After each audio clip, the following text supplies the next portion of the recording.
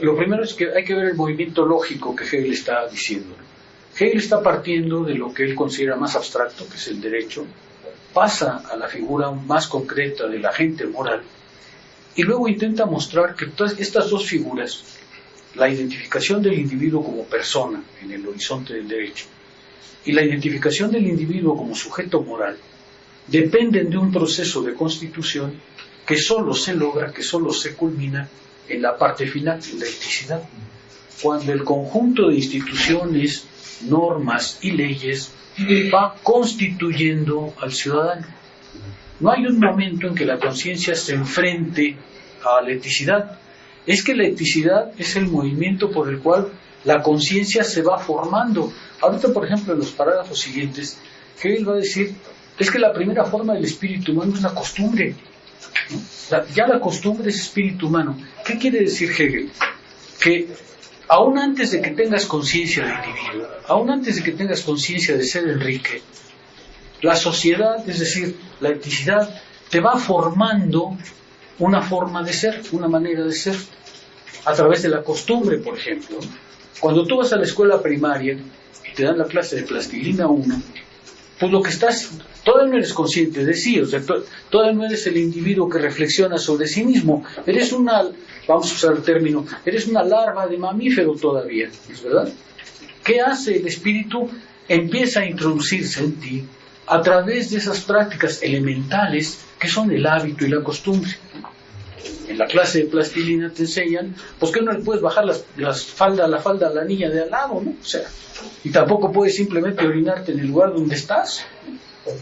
Es decir, Hegel va a decir, estas leyes se van imponiendo en ti de manera constitutiva en una gradual formación de la conciencia. Cuando alcanzas el nivel de la conciencia, ya sabes, primero, que eres tú, es decir, tienes una clara noción de tu identidad y tienes una clara identidad de un mundo que está frente a ti. Pero ese es un momento muy posterior de formación de ti. Ahí es donde el espíritu ya está trabajando, ya está constituyéndote, ¿sí? Una vez que estás en ese movimiento, lo que Hegel está intentando mostrar aquí, es que ya estás viviendo racionalmente en un orden que tú no pusiste y que te va a constituir, y frente al cual vas a tener que determinarte, frente al cual vas a tener que elegir qué clase de conciencia quieres ser. Cuando llegas al nivel de la conciencia, entonces ya empieza ese movimiento de la voluntad, de decir, ¿y dónde pongo mi voluntad? ¿Qué intención, qué propósito quiero tener? Te constituyes, uno, como sujeto de derecho, dos, como sujeto moral. Es esta formación la que Hegel está describiendo. ¿Qué está diciéndonos en el fondo? Que esta manera esta forma final, que es la cíclica, es en realidad el fundamento de todo. Ella es la que da cuenta del derecho, ella es la que da cuenta del sujeto moral, pero desde el punto de vista demostrativo tiene que aparecer al final, aunque siempre está desde el principio, ¿sí me explico? La sociedad está desde el momento que naciste, es tu fundamento, pero para demostrar su necesidad, para demostrar que ese es el horizonte en que te constituyes, la filosofía tiene que ir gradualmente hasta mostrar su necesidad. Eso es lo que está pasando. Esto está desde el primer momento. Ya les he dicho, los libros de Hegel, una vez que los termina uno, ahora sí ya los puede empezar, porque ya sabe de qué van, ¿no? Al inicio parece estarte hablando de cosas muy abstractas, muy lejanas, ¿no es cierto?, muy poco reales, porque lo que él intenta mostrar es demostrativamente por qué la sustancia es el fundamento de toda existencia. ¿Por qué tenemos que afirmar que para que haya una existencia, para que haya una cosa, para que haya una conciencia, es preciso la acción de lo que él va a llamar espíritu o sustancia, porque eso es lo que te constituye? ¿Sí me explico? Ahora, eso no quiere decir que vas a vivir como un autómata, quiere decir simplemente que al irte constituyendo, al irte formando como conciencia, el espíritu te va dando además las armas para comprender tu situación y para eventualmente rechazarla. Hegel quiere mostrarte pues la formación de cada conciencia, y por eso en este momento te dice el hábito, la costumbre, ya es el espíritu humano. Cuando tú naces en una cultura, en un orden que lleva milenios de formación. Milenios, ¿no es cierto? Somos el resultado de una historia de toda la humanidad extremadamente compleja, que Hegel llama espíritu, y que está presente en nuestras instituciones, en nuestra vida cotidiana, y que nos constituye. Eso es lo que está tratando de decir. Pero te está diciendo, mira, no, yo no te puedo decir de golpe, fíjate que está el espíritu. No, te tengo que demostrar su necesidad. Te tengo que demostrar que no hay vida, que no hay existencia, que no hay conciencia sin este movimiento. Eso es lo que Hegel quiere mostrar. La necesidad quiere decir demostrar que aquello que es esencial y fundamental, desde el punto de vista lógico, se muestra bajo la forma de la necesidad. ¿Sí queda un poco más claro? Hegel dedica una gran parte a esto, justamente peleándose con la noción de derecho, de deber, por ejemplo, y utilizando conceptos como honradez y como virtud, para decir, en realidad, cuando vives bajo este orden, pues te constituyes como un sujeto del bien. ¿Se acuerdan que decíamos en la ocasión anterior? No es difícil ser bueno. Simplemente hay que saber qué es lo que nos pide el espíritu de nuestro tiempo, ¿verdad? No es difícil saber actuar, con tal que sepas cuál es el orden racional en el que vives, ¿cierto? ¿A ustedes se les ocurrirá comprar ahorita una mujer? ¿Qué dirían? Hay unas que sí quisieron comprar, pero pues ya no se puede. No es difícil ser bueno, no es difícil saber cómo actuar, con tal que comprendas la racionalidad del orden espiritual en el que estás, ¿cierto? Por eso Hegel va a decir, de lo que se trata es de formar una conducta, de formar una conciencia en la relación con el bien. ¿Sí se ve? Por eso habla de virtud, por eso hablaba de honradez. No voy a ir más. ¿No ven aquí lo que estamos viendo en el seminario de la lógica? Justamente hacia eso. Como ayer que estábamos hablando de la realidad efectiva, ¿no? Y habla, plantea de esa noción de la unión. Y ayer yo hablaba, o bueno, planteaba como esta unión como una cuestión monolítica, ¿no? Y releyendo estos parágrafos, estaba pensando en cómo Hegel lo expresa como una identidad formal. O sea, siempre habla de esta unión, pero sin incluir en esta identidad formal que lleva a un aspecto más normativo de entender, por ejemplo, la ley. No obstante, cuando Hegel habla de la eticidad como esta realización efectiva, pues también está como en este registro de la diferencia, ¿no? De la forma subjetiva y la autodeterminación de la voluntad, como esta unión más a manera de reconciliación, ¿no? Porque están presentes y están subsumidas en la eticidad. Y en ese sentido es posible distinguir lo moral y lo jurídico como estos componentes, y la eticidad como este momento de contención de estos dos momentos preliminares. Eso fue lo que a mí me hizo ecos, hablando sobre la realidad efectiva y esta reconciliación, ¿no? Porque bueno, existe como todas estas determinaciones de la subjetividad y que se van a ir actualizando también en este momento de lo ético. Bueno, vamos a avanzar. El agregado del apartado, voy a ir muy rápido en esta parte para tratar de entrar a la sociedad civil. El agregado del 150, estoy en la página 271, dice, si un hombre realiza una acción ética, no simplemente por ello es virtuoso. ¿Sí? Si un hombre realiza una acción ética, no quiere decir que es virtuoso, sino solo si ese modo de comportarse constituye un elemento permanente de su carácter, ¿no es cierto? Si un hombre hace una buena acción moral, no por ello es virtuoso. Es virtuoso solo lo es cuando lo que ha hecho es formar su carácter, su manera permanente de ser, su manera permanente de actuar.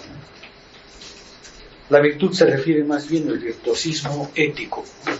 Otra vez, Hegel lo que está diciéndonos es la vida moral no es, y la vida en general del bien no es una acción particular seguida de otra acción particular, seguida de otra acción particular. Es más bien la formación de un carácter, de un modo de ser, de una naturaleza, que es lo que, por ejemplo, defendíamos en los cursos de filosofía helenística. ¿Cuándo eres un hombre de bien? Cuando lo que se forma es tu carácter, tu disposición interior. tu yo interior, el yo interior que permite que reacciones, dice Adot de manera muy bella, con el reflejo de un instante, ¿sí? Que no te estés preguntando cómo debes actuar, sino que la naturaleza de tu disposición interior te permita siempre actuar de un cierto modo, ¿sí? Para Hegel esa es realmente la formación, ahora sí, del sujeto moral, pero en el orden ético. Me voy a ir muy rápido. Parágrafo 152. En efecto, dice Hegel, el carácter ético sabe que su fin motor es la universal inmóvil, pero abierto en sus determinaciones a la efectiva racionalidad, y reconoce que su dignidad, así como su consistencia de todo fin particular, se funda en él y tiene en él su realidad. Dice Hegel, esta sustancia es lo eterno, no porque sea siempre la misma, sino porque es la absoluta necesidad de ser. Por supuesto que la sustancia se va modificando, los principios éticos, nuestras creencias, nuestros valores, nuestras determinaciones se van modificando, pero en sí mismo es eterno, porque siempre estará ahí. Es eterno, pero abierto a determinaciones cada vez cambiantes. Lo que es eterno es que ese orden que constituye la conciencia siempre estará porque sin él no hay existencia ni vida posible. La subjetividad es la forma absoluta y la realidad existente de la sustancia, y la diferencia entre sujeto y ella en cuanto a objeto, fin y poderío es sólo la diferencia de la forma, que al mismo tiempo desaparece también inmediatamente.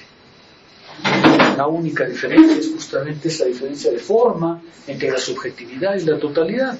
¿Por qué? Pues porque el sujeto es la forma de ese contenido. Los principios racionales, esos principios éticos, son los que otorgan contenido al proceso. Pero el sujeto tiene que darles forma, el sujeto tiene que unificarlos, el sujeto tiene que ser constituido como efectivamente lo que es. ¿Queda claro? 153. El derecho de los individuos a una determinación subjetiva de la libertad tiene su complemento en el hecho de que pertenecen a una realidad ética, pues la certeza de su libertad tiene su verdad en esta objetividad, y en lo ético ellos poseen efectivamente su propia esencia, su universalidad interior. Sí, Hegel no cesa de decirnos, claro que la subjetividad tiene el derecho a una determinación de la libertad, pero eso necesariamente se da porque pertenece a una realidad ética, y sin embargo se convierte en certeza. Certeza para Hegel siempre es la convicción individual. Una cosa es el conocimiento, una cosa es el saber, una cosa es la reflexión cuando enfrenta al mundo, y otra cosa es la certeza. La certeza es la convicción personal de que se es. ¿Se acuerdan? Hay una parte en donde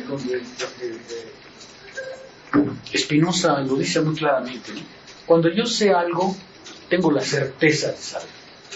Hegel diría, cuando yo vivo algo, tengo la certeza de lo que estoy viviendo, la certeza de lo que estoy haciendo. ¿Por qué es importante la certeza? Porque es la dimensión de la convicción personal. El sujeto quiere vivir su libertad, pero quiere tener la certeza de que lo está haciendo, quiere tener la seguridad personal de que lo está haciendo. No basta solo con comprender las instituciones, ellas producen en ti la convicción personal llamada certeza de que estás viviendo bajo un régimen de libertad. Esa es la cuestión que es crucial para Hegel. No es solamente que vivas bajo la ley, sino que interiorices la ley para hacer la certeza de tu acción. Certeza es esa dimensión subjetiva, ¿no es cierto? El conocimiento es la dimensión intrasubjetiva, intersubjetiva. Ese es el saber. La certeza es la convicción personal de ese saber, la dimensión personal de ese saber. Por eso en lo ético ellos poseen efectivamente su propia esencia, su universalidad interior, la universalidad que se ha interiorizado, la universalidad que ahora está en ti. Está en ti porque la vives, porque reconoces esa universalidad. La observación, dice Hegel, a la pregunta de un padre acerca de la mejor manera de educar a su hijo, un pitagórico dio la siguiente respuesta: haciéndolo ciudadano de un Estado con buenas leyes. ¿De qué manera puedo educar a mi hijo? hazlo ciudadano de un Estado que tenga buenas leyes. Y con eso habrás hecho un desarrollo ético para él. ¿Sí se ve? No es necesario que le enseñes el imperativo categórico ni que lea la fundamentación y metafísica de las culturas.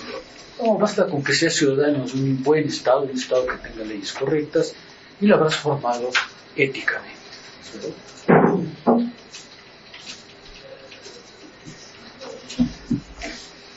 Dice el agregado, aunque la educación de la juventud debe tener lugar en soledad, no por ello hay que creer que los vientos del espíritu y del mundo no habrán de llegar finalmente a esa soledad, ni que su poder sea tan débil como para no apoderarse de esas partes alejadas. ¿Cierto? Claro, la educación se hace individualmente, se hace en recintos, se hace en instituciones, pero en realidad obedece al movimiento global del espíritu. ¿Sí?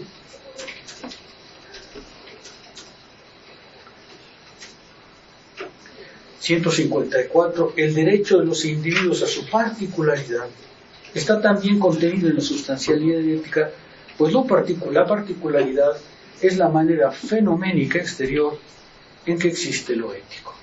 O sea, no debe tener problemas, ¿no? Sí. La particularidad no es otra cosa que esa sustancialidad ética manifiesta en forma de fenómeno, fenoménica, de la cosa que es, ¿no? De lo que aparece. En esta identidad de la voluntad universal y particular coinciden, por tanto, el deber y el derecho. Obviamente está pensando en Kant. En Kant no coexisten, no son idénticos el deber y el derecho. Una cosa es el deber, otra cosa es el derecho, pero en Hegel deber y derecho coinciden perfectamente, porque tu deber es exactamente lo que el orden racional del derecho pide que hagas. No hay separación en eso. En el derecho abstracto yo tengo un derecho y otro el deber correspondiente. En lo moral, el derecho de mi propio saber y querer, así como de bienestar, solo debe ser objetivo e idéntico con los deberes. Pero en la eticidad, deber y derecho ya no tienen esa escisión.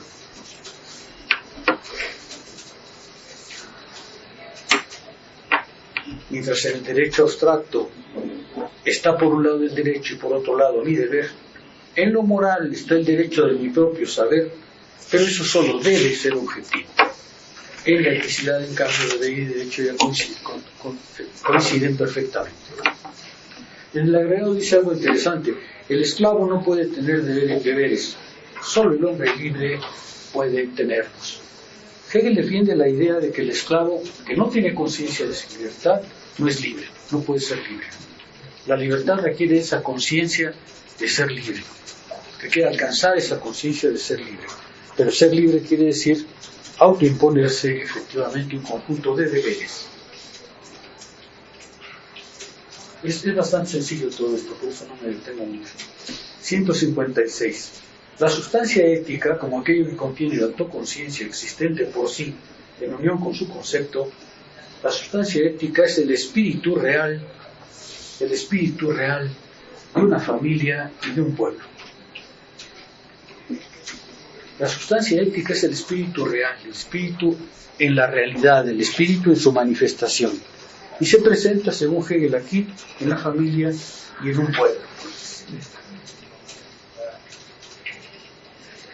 El agregado es más interesante.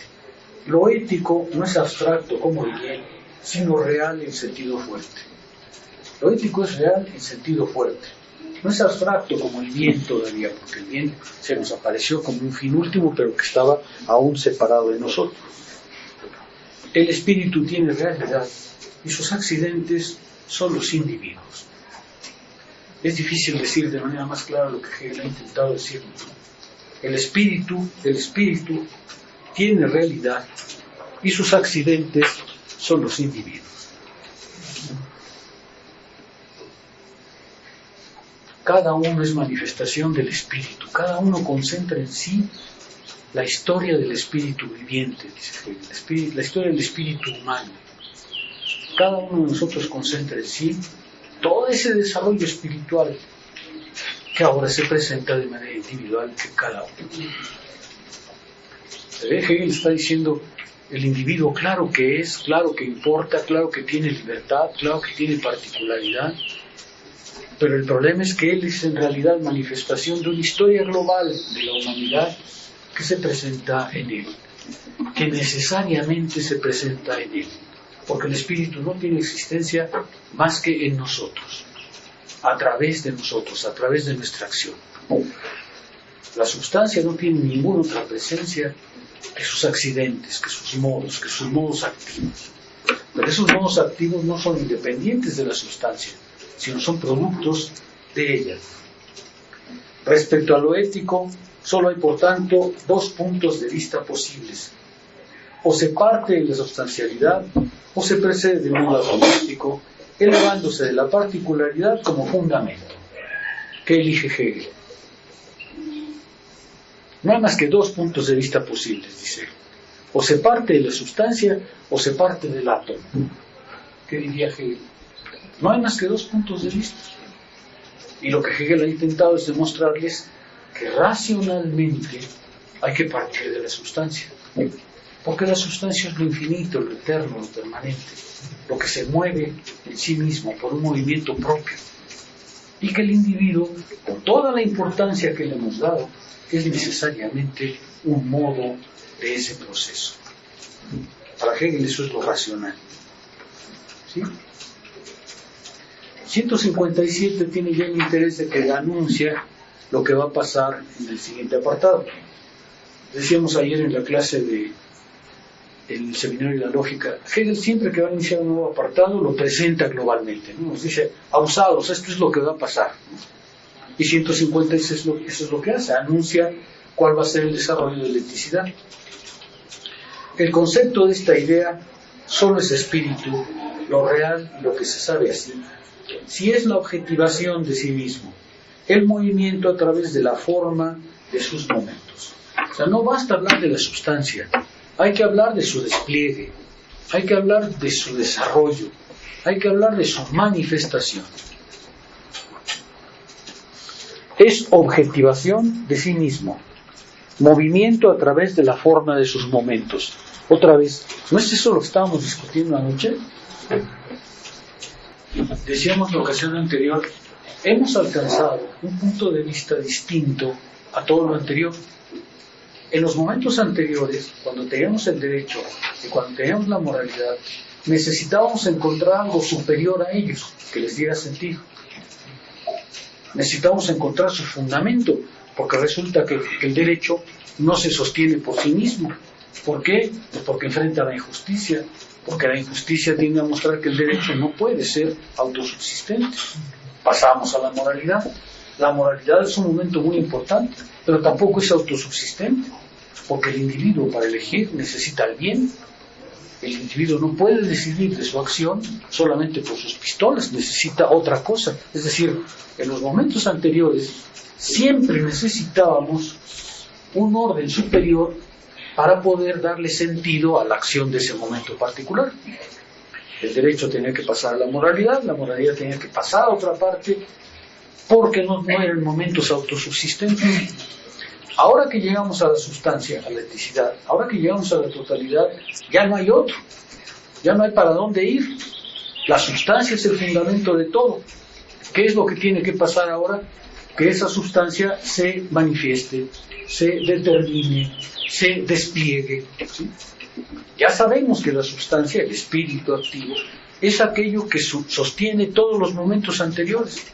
Pero ahora que llegamos a ella, ya nuestro modo de hablar ya no puede ser hacia dónde más vamos, sino de qué manera se despliega aquello a lo que hemos llegado. El espíritu o la sustancia ya no tiene un otro, ya no tiene a dónde ir porque ya contiene todo el movimiento de la historia humana. Ahora el problema es cómo se despliega, cómo se determina, bajo qué formas se manifiesta. Y eso es lo que va a presentar 157. Es la objetivación en la forma de sus momentos. Ahora tenemos que hablar de momentos, de instancias.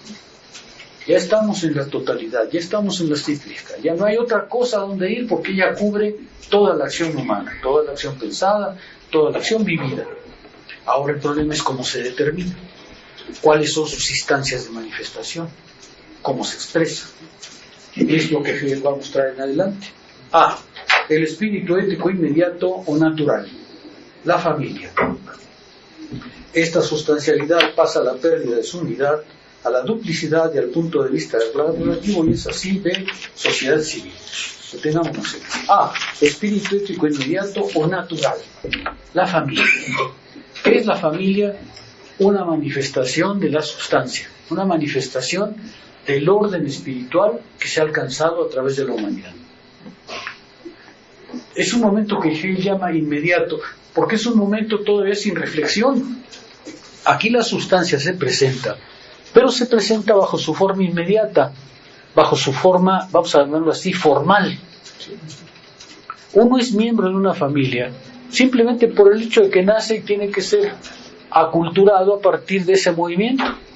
La familia ya no es como el derecho, un orden creado por la voluntad para regir las conciencias propietarias, tampoco es el orden moral, ¿no es cierto?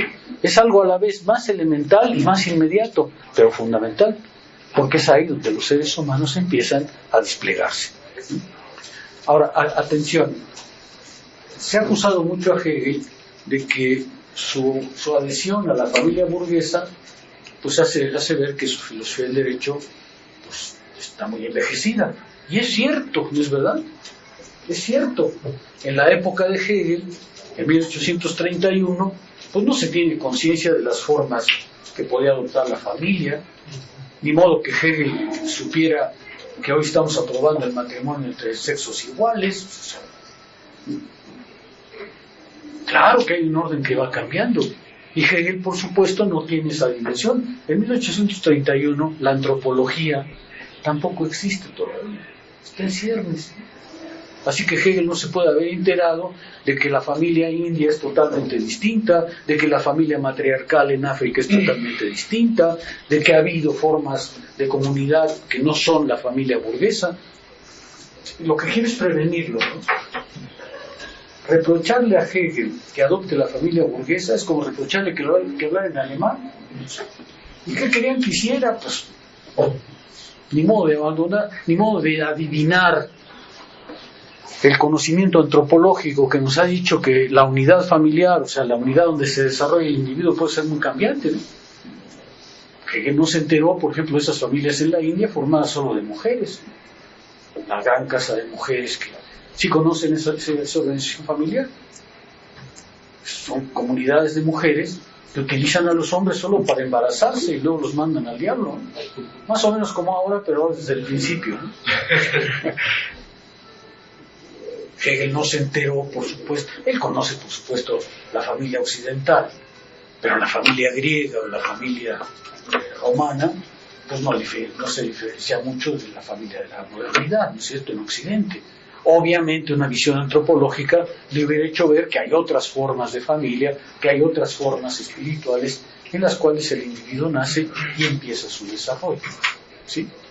Y tampoco podía adivinar lo que está pasando entre nosotros, la disolución de la familia burguesa. Hoy la familia es uno de los conceptos más discutidos, obviamente, porque está sufriendo profundas transformaciones. Pero Hegel lo que está diciendo es, cualquiera que sea su forma, esta es la sustancia ética, porque corresponde a un movimiento global de la humanidad que se presenta bajo la forma inmediata. Que se presenta bajo la forma inmediato quiere decir aquí sin diferencia interior, sin escisión, ¿no es cierto? En el caso de la familia burguesa, nosotros nacemos al interior de la familia y es una unidad espiritual. Vale la pena. Ya hace tiempo que no trabajo el tema, pero durante un tiempo me interesé. No es muy interesante en sí mismo, pero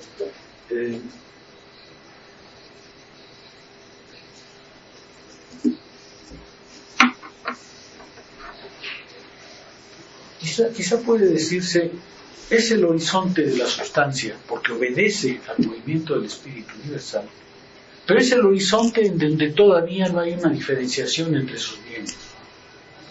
Lo que Hegel está diciendo aquí es, en ese momento, la unidad que guardamos con la sustancia ética, es decir, con la familia como tal, es una unidad no reflexiva. Por eso es inmediata.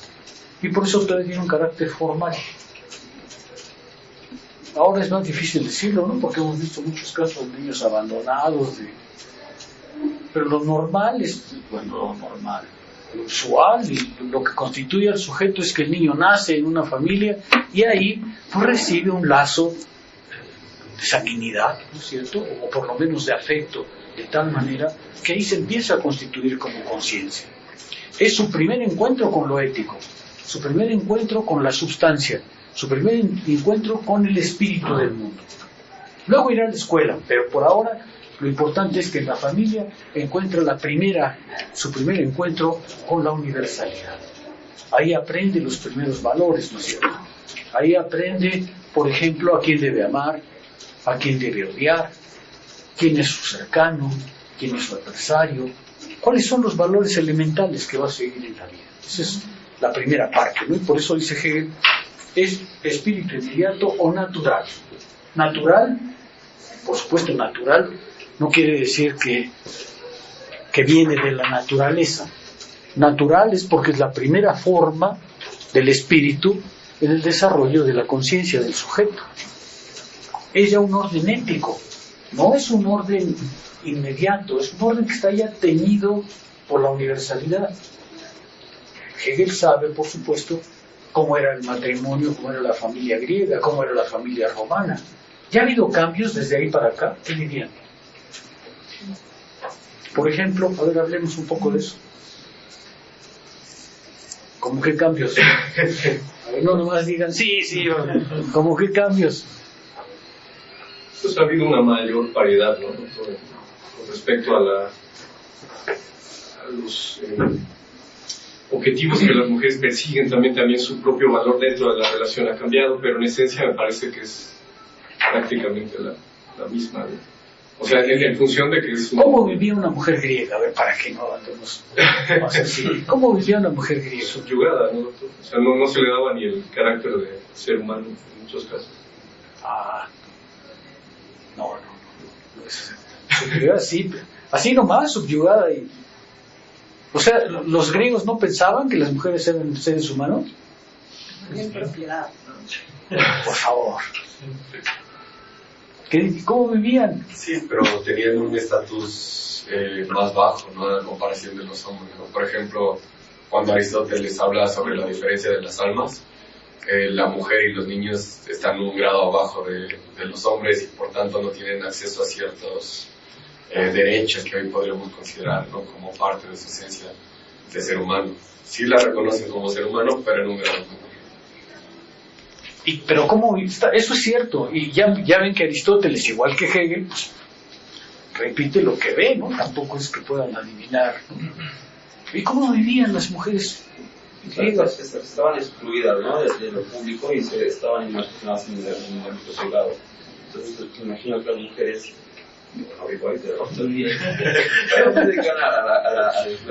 por ejemplo, ¿las educaban?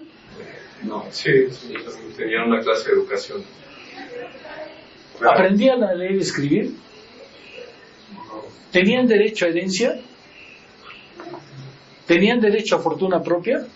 Fíjense, algo tan elemental como la estructura de la familia, pues no solemos examinarlo, ¿no? Las mujeres griegas efectivamente vivían siempre en la casa. Prácticamente no salían del espacio público y ni siquiera en toda la casa. Había habitaciones dedicadas a las mujeres y los niños, nada más. Y de ahí no salían prácticamente.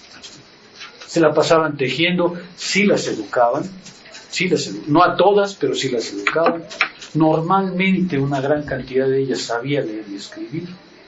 Es verdad que no tenían derecho, digamos, público, no tenían derecho a herencia, no tenían una familia propia, no tenían una fortuna que fuera propia, pero hay muchas mujeres sí lograban un grado de independencia relativo. Ahí tienen a Safo, por ejemplo. Safo en el siglo VI antes de Cristo es capaz de expresarse por ella misma, es capaz de tener una fuerza poética, es capaz de tener un reconocimiento como poesía, ¿no? Y es un reconocimiento que los demás le dan exactamente igual, ¿no? Nadie dice, no leas a Safo porque esa es literatura vulgar, ¿no? Safo vive exactamente igual que cualquier otro de los poetas. O sea, la situación de la mujer en Grecia sí es subordinada, ciertamente, pero no llega al grado de que no las reconocen como seres humanos, sino que al contrario, tienen un papel que jugar. ¿Y en Roma qué pasó?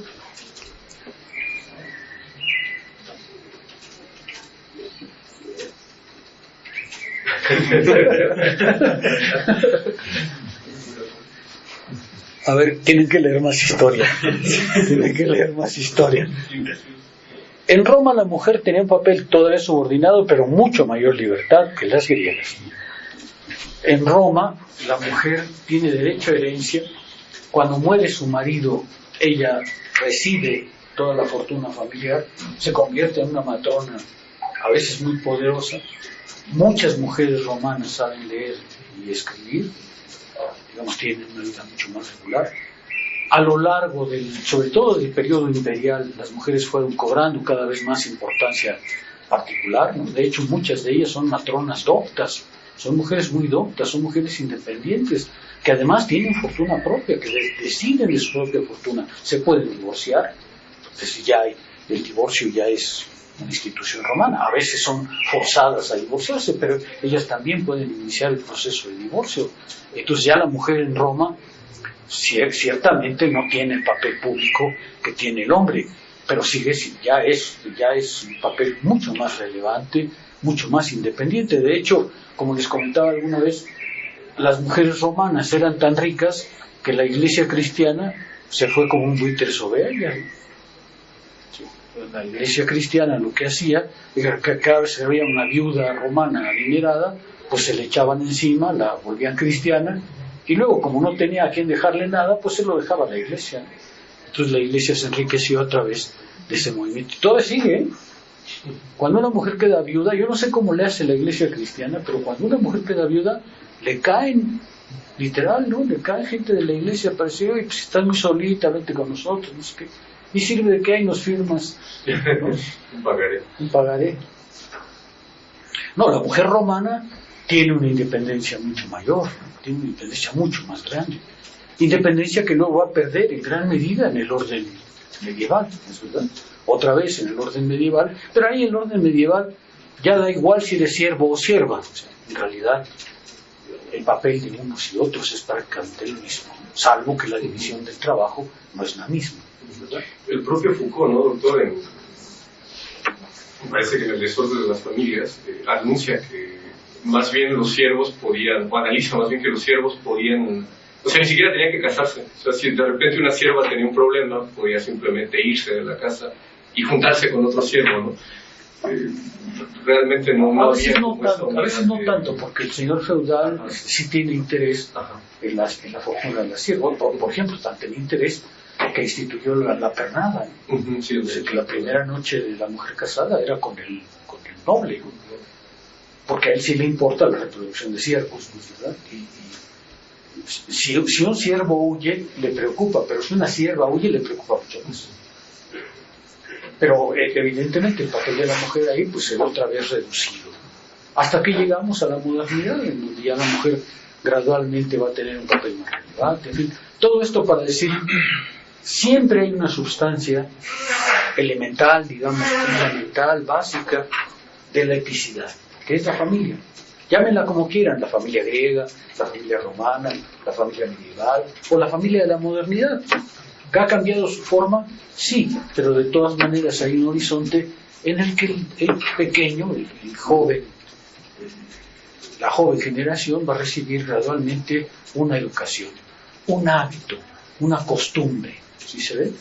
Ahí empieza. Cuando Hegel dice la costumbre y el hábito son parte del espíritu, eso es lo que está diciendo, ¿no? En la familia te encuentras ya con el espíritu, pero bajo la forma de la costumbre y del hábito, ¿cierto? Cuando ustedes pataleaban en la mañana y no querían ir a la escuela primaria, ¿qué hacía su mamá? Es un buen jalón de orejas y vamos. Una nalgadita y vámonos.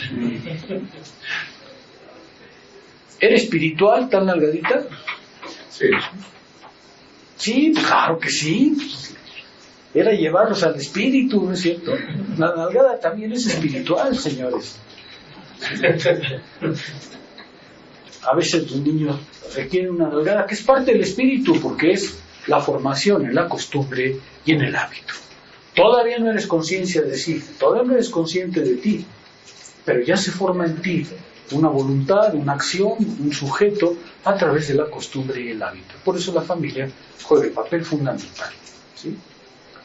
Pero dice, esta sustancialidad pasa a la pérdida de su unidad, es decir, la familia no te puede retener toda la vida, se desintegra. La familia tiene la obligación, no me voy a detener mucho ahí, pero la familia, según Hegel, tiene la obligación de educar, de dar efectivamente una formación a la conciencia que la lleve a la libertad, que la lleve a la separación, que la lleve a la diferencia. Y cuando la familia se desintegra, cuando pasa a la duplicidad, pasa a la sociedad civil. Hegel trata de mostrar que la sociedad civil surge en el momento en que la familia se desintegra como unidad y libera a las conciencias que ahora entran en la diferencia. Solamente que al entrar en la diferencia, entras a un mundo en el que, aunque está la sustancia ética, está bajo la forma de la diferencia radical. Y la sociedad civil, dice Hegel, es justamente esa diferencia. Hegel está pensando en la sociedad civil contemporánea, ¿verdad? El mundo medieval no respondía a esto. El mundo medieval mantenía en las grandes comunidades, en las grandes poblaciones medievales, al hijo dentro de la comunidad permanentemente. Pero Hegel está diciendo algo que no es equivocado. Cuando los antropólogos se han puesto a ver cómo se reproducen las comunidades antiguas, sobre todo las muy antiguas, lo que han llegado es a la convicción de que para que la sociedad aparezca, para que aparezca algo que podemos llamar sociedad, es decir, algo más que una pequeña tribu o que una pequeña aldea, es necesario que haya efectivamente una salida, sobre todo de las mujeres, a otras comunidades. Para que haya una comunidad en sentido más amplio, es necesario que haya, suena fuerte antropológicamente, pero es cierto, un intercambio de mujeres. Casi todos los antropólogos que yo respeto de la antigüedad, todos ellos dicen, mire, si hay que comprender el papel de la mujer en esas comunidades, hay que ver que es el bien más valioso. ¿Por qué? Porque la mujer es el único que produce hombres. Los hombres pueden producir de todo, ¿no? Cañas de pescar, pueden cazar, pero la única que produce hombres es la mujer. Y entonces, claro, pues es el mayor bien en las comunidades primitivas, porque las comunidades primitivas dependen de la reproducción de hombres y mujeres, por supuesto, pero requieren de la reproducción. Entonces las mujeres en las comunidades antiguas son uno de los más grandes bienes. Por eso es que se convierten efectivamente en mercancía de intercambio. Muchas sociedades antiguas lo que hacían era, por ejemplo, que a la asociación de viejos, a un grupo de viejos, le encargaban la circulación de las mujeres. Ahí no podías decir, la mujer no podía decir, fíjate que me enamoré de aquel de enfrente. No. Los viejos decían, tú te vas a casar aquí, allá, con este grupo, porque con este grupo en particular nos importa que te cases. La familia siempre ha sido, la mujer siempre ha sido forma de alianza, incluso en Roma, ¿no? La mujer siempre ha sido la mercancía de alianza entre familias. En Roma, marcadamente, ¿no? En Roma, obviamente, las mujeres sirven para que se haya alianzas entre los diferentes grupos sociales, ¿no es cierto? Y no se casa uno nada más porque sí, sino se casa en función de a quién se busca la alianza. Eso es un poco lo que está diciendo Hegel, ¿no? Resulta que las familias, cuando se desintegran, a través del intercambio, sobre todo de mujeres, crean comunidades cada vez más amplias. Es decir, la disolución de la familia es necesaria para crear una comunidad más amplia. Y por eso las mujeres se convertían, en casi todas las sociedades antiguas, en la mayor de las mercancías, ¿no es cierto? No podías casarte con quien quisieras, tenías que ir con un grupo determinado. No sé si han seguido de cerca esa discusión. Es muy interesante porque, por ejemplo, muchos antropólogos defienden que es verdad que en las sociedades antiguas no hay clases, pero sí hay un poder, y ese poder lo ejercen los que controlan a las mujeres, porque son ellos los que determinan con quién te vas a casar, cómo te puedes reproducir, hacia dónde tienes que hacer el intercambio. Y muchos antropólogos defienden justamente ese papel, no nada simbólico, sino muy material, del intercambio de mujeres. Obviamente eso se ve en Roma clarísimamente. Es por eso que se prohíbe el incesto, ¿no? También, doctor, en todas las De hecho, sociedades. el argumento de Lévi-Strauss es que el incesto se prohíbe no es cierto que en el incesto aparezcan niños con cola, es un... Sí. Pero el incesto es una forma de prohibir que te reproduzcas de manera endógena y de obligarte a que le busques por otro lado, ¿no es cierto? Eso es cierto, porque cuando se ven las reglas del incesto, nosotros tendemos a pensar que el incesto solo pasa entre los consanguíneos muy cercanos, pero en realidad los antropólogos han visto que el incesto pasa por familiares a veces de los más lejanos, ¿no? Por ejemplo, te puedes casar con la hermana de la tía de no sé quién. ¿Por qué? Pues porque lo que interesa es que la alianza que hagas sea con otra familia específica, ¿no? Entonces el incesto, que no tiene el carácter estrictamente de consanguinidad, en realidad le sirve a las familias para obligarte a buscar mujer en otra parte, ¿no es cierto? Hay, por ejemplo, sociedades que prohíben el incesto con la prima segunda. Me parece un poco fuerte, ¿no? Pero bueno, el caso es que te prohíben mujeres de órdenes muy diversos, ¿no es verdad? A veces te prohíben a la hermana del padre, en fin, hay muchas formas del incesto. Por eso Lévi-Strauss defiende la idea de que el incesto en realidad no está prohibido por razones fisiológicas, está prohibido por razones culturales, está prohibido para impedir la endogamia, está prohibido para obligarte a que busques mujer en otro grupo. Entonces, creo que está muy poco probado, ¿no?, que el incesto produzca deficiencias fisiológicas. Creo que, por lo menos hasta yo veo, no está del todo probado que sea así. Pero el caso es que el incesto funciona para esta expulsión, ¿no es cierto? Tienes que buscar a mujer, o la mujer tiene que buscar una alianza distinta. Y a eso es a lo que se refiere Hegel. Cuando la familia se desintegra, el sujeto queda independiente y entra en un orden distinto que está dominado ahora por la diferencia. En el caso de las sociedades contemporáneas, esa diferencia se llama sociedad civil. Ahora entras en un orden en el que cada uno va por su cuenta. Es el mundo de la diferencia. Eso es lo que Hegel caracteriza en la sociedad civil. Es el mundo de la diferencia. ¿Es un mundo ético? Sí. Porque es un mundo en el que formamos una comunidad y que además está sujeto a la universalidad, pero está dominado por la negatividad. Si la familia está dominada por la unidad no reflexiva, en la sociedad civil se muestra la reflexividad bajo la forma de la negatividad. Ahí cada uno va a su aire, cada uno encuentra un otro que es un otro, y a pesar de esa diferencia, sigue subsistiendo como un momento ético. Hegel va a intentar mostrar en la sociedad civil ese doble movimiento. En la sociedad civil, cada uno va por su aire. Y sin embargo, a pesar de que cada uno va por su aire, se forma una comunidad ética, se forma una comunidad universal. Hegel va a caracterizar la sociedad civil justamente por esa contradicción. La sociedad civil es la contradicción fundamental, según él, de la eticidad, porque en ella somos una comunidad a pesar de que somos una comunidad de diferentes. Por eso Hegel va a hablar de la economía política, porque dice, claro, en la sociedad civil cada uno va a su aire, pero cada uno necesita al otro para vivir, cada uno necesita al otro hasta para vestirse.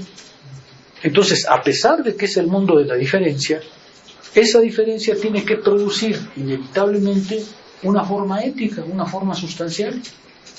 Claro que la produce bajo la forma de la diferencia, pero tiene que producirla porque nadie es totalmente autosubsistente, requiere del otro, pero lo requiere bajo la forma de la diferencia.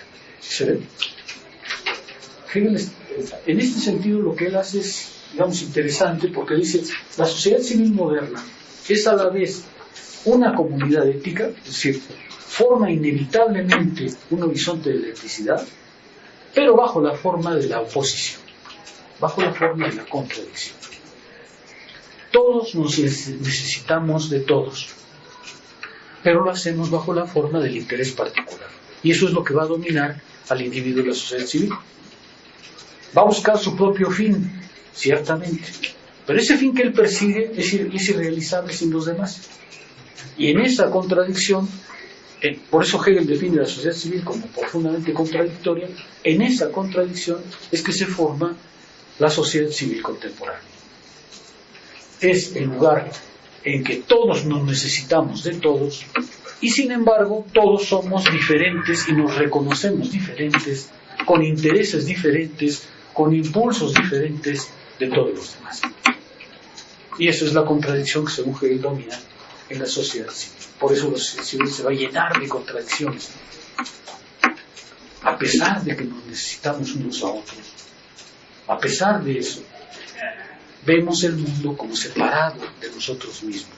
Y no es un error, es verdad, solamente que este error oculta que de todas maneras vivimos un momento ético común.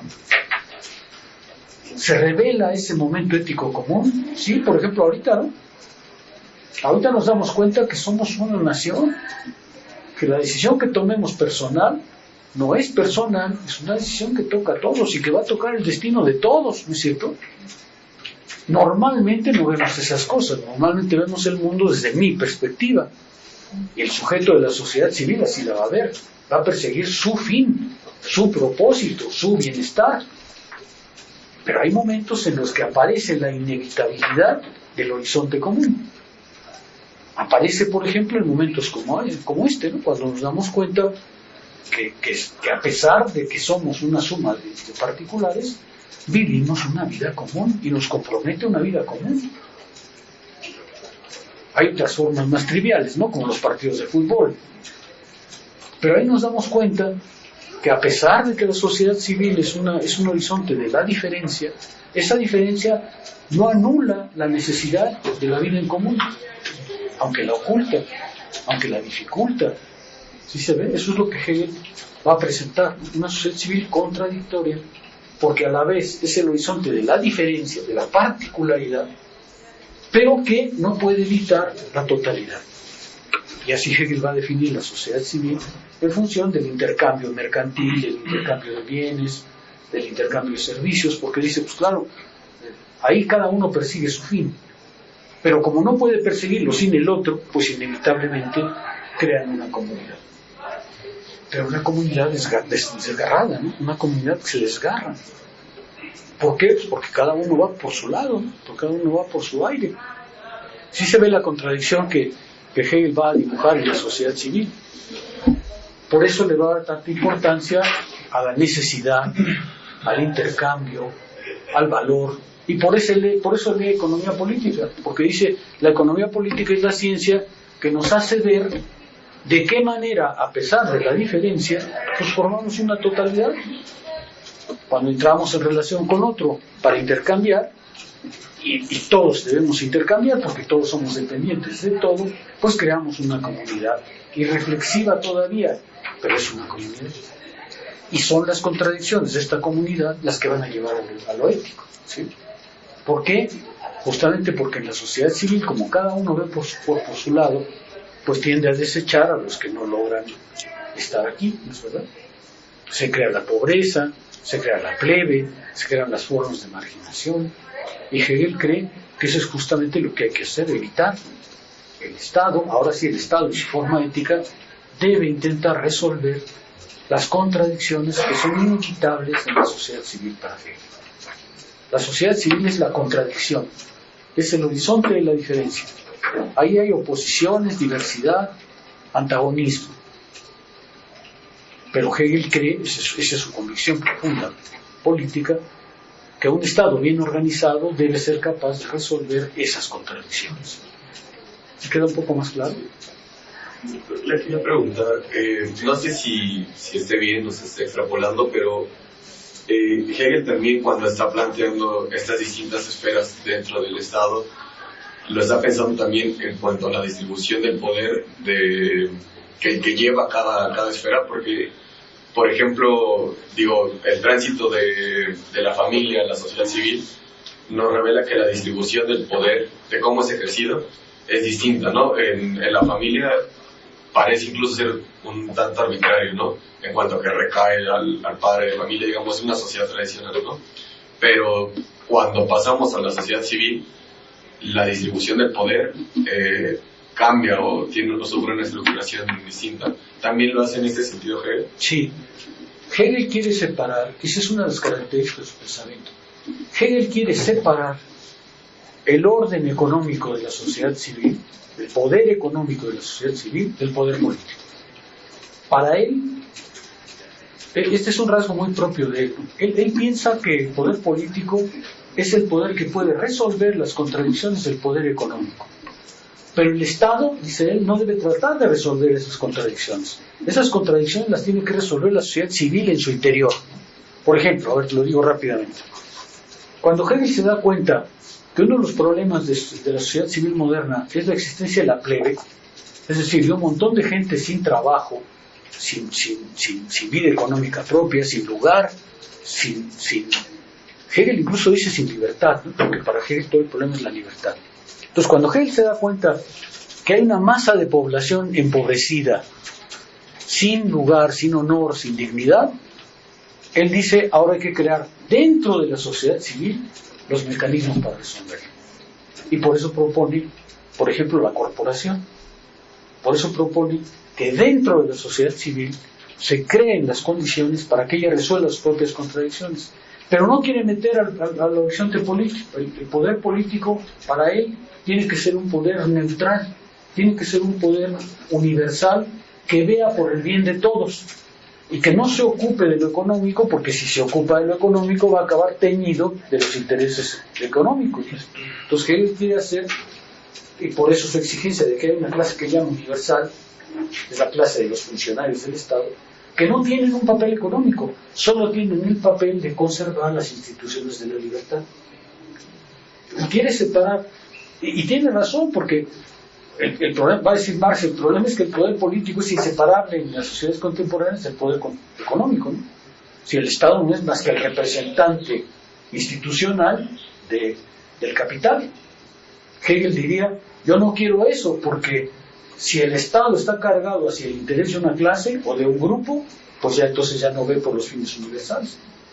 Hegel prefiere una separación entre los dos, y eso hace que su filosofía sea un poco rara, ¿no? Porque, por ejemplo, él dice, es que la clase universal, la clase que se ocupa de los intereses del Estado, debe ser de tal naturaleza que solo vea por el bienestar global, por lo universal, que solo vea por las instituciones de la libertad.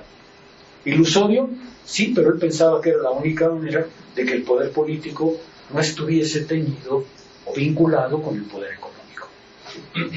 Sí, mucho más claro. Y bueno, aprovechando, no sé si todavía se puede ver rápido, pero incluso desde que salió con Iván, la cuestión de cuando Hegel utiliza la policía, pero bueno, es que a mí me parece que no es en el sentido que entendemos policía regularmente, pero mi intención era preguntar si esto deriva o Hegel lo está pensando en relación al derecho romano estrictamente, porque, por ejemplo, desde los romanos Los romanos no tenían policía. No, pero utilizaban el concepto, bueno, en latín, de policía, algo así, como el cúmulo de todos los ciudadanos que eran partícipes y a través de esa participación podían regular los bienes. No, Hegel utiliza el concepto de policía tal como surgió en el siglo XVII y XVIII.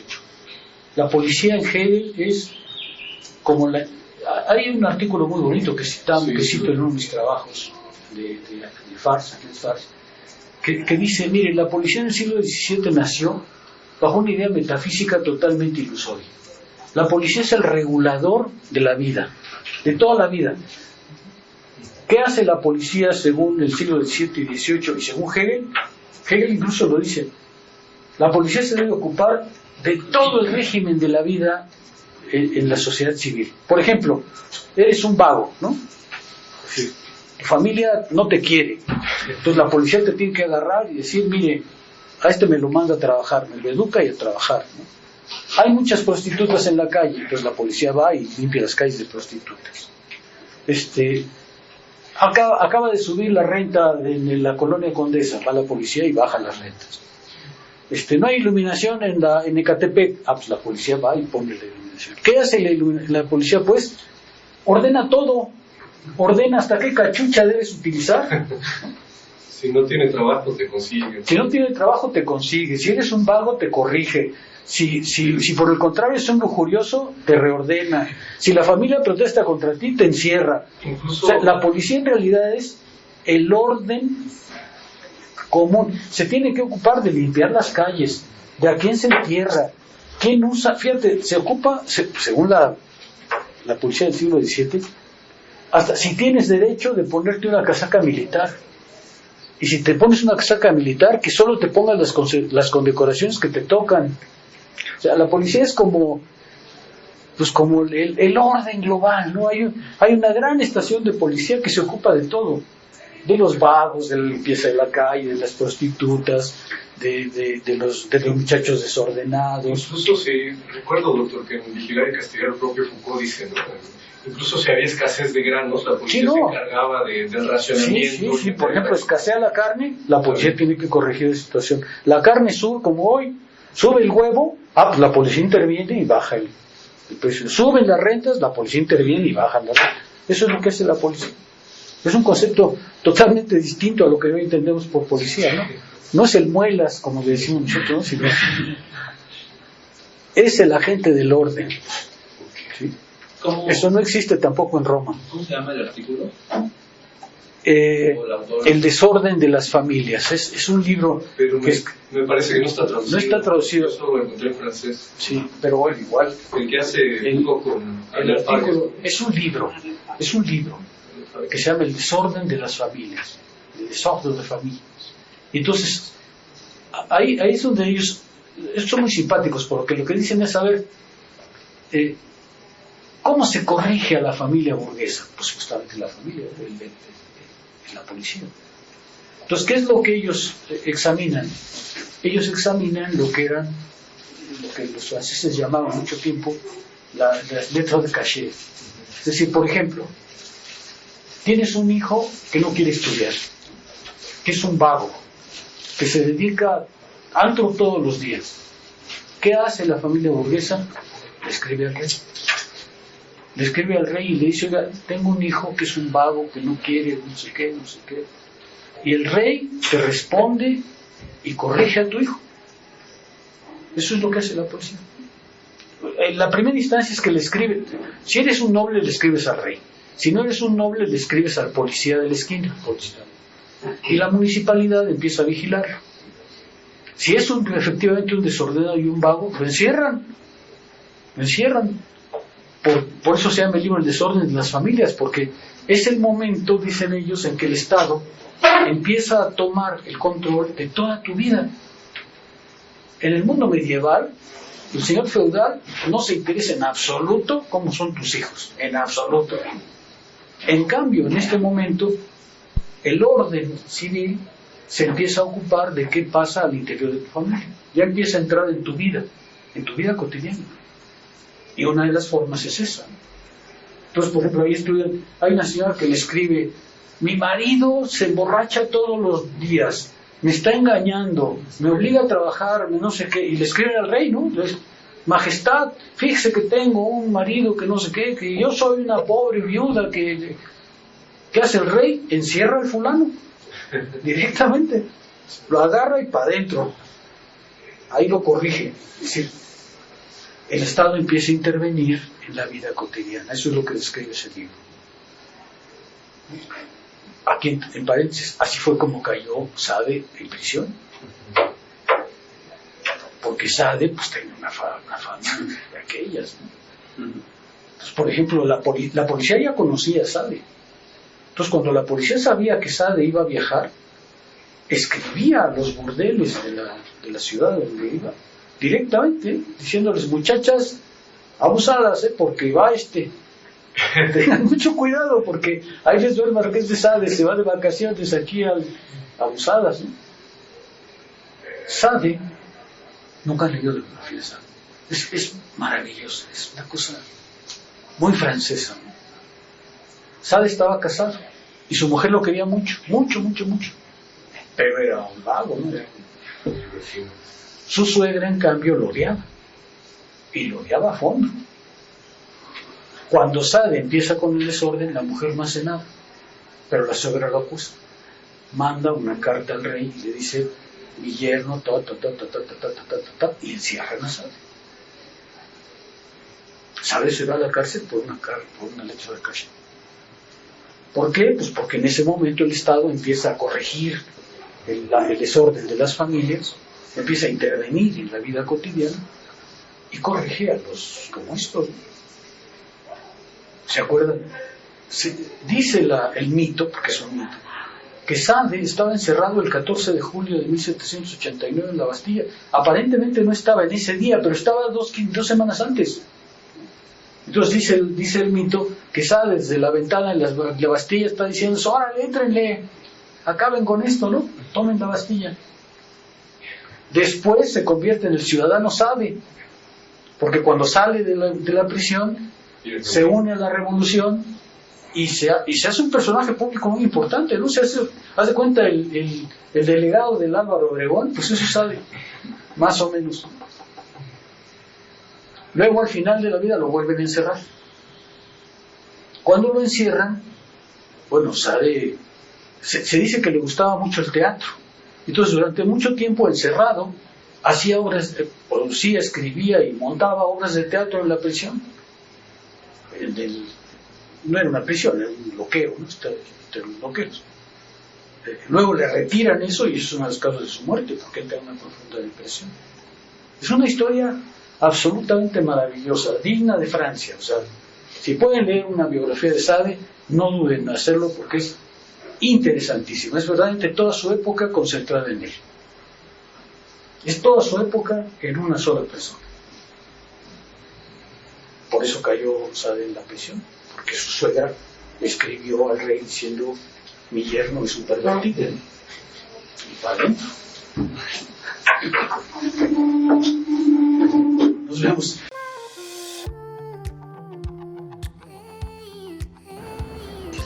Escape to the genuine Mayan culture at Tulum, Mexico.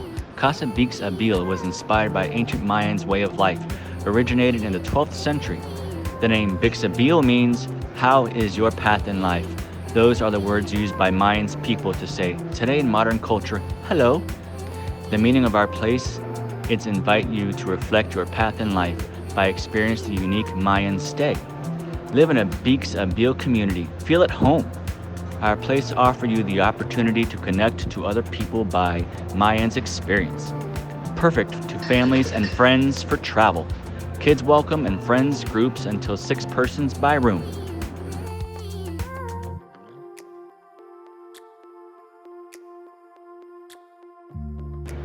Enjoy our common amenities. Community kitchen, breakfast area, rooftop bar, co-working area, restroom, free bikes, and a wonderful pool.